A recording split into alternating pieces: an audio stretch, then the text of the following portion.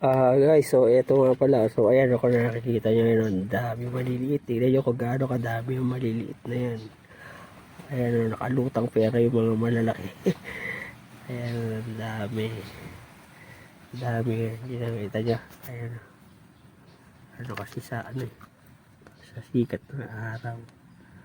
Ayan, kung nakikita nyo, ayan, kung gaano kadami yung maliliit na nagkaglago yan dyan.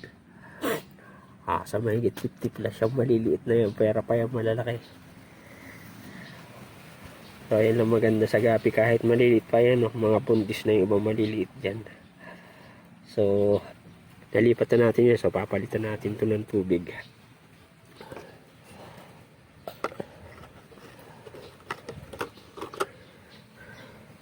Ayan sila, ang daming yan. Kakatuwa lang tignan pag madami kasi sila, guys. So ayan, maglipat muna tayo na, palit muna tayo ng tubig.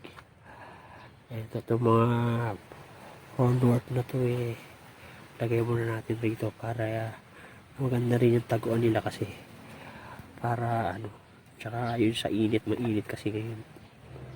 So lagay muna natin yung iba dyan, iba ay tapon na natin dahil sobrang dami.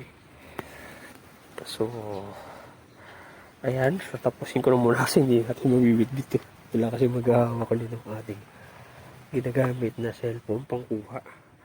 So tatapon na natin tubig ay may stock naman tayo bago pa maglilipat na lang ulit tayo dyan. So dito na lang muna. Happy fish keeping, guys. God bless.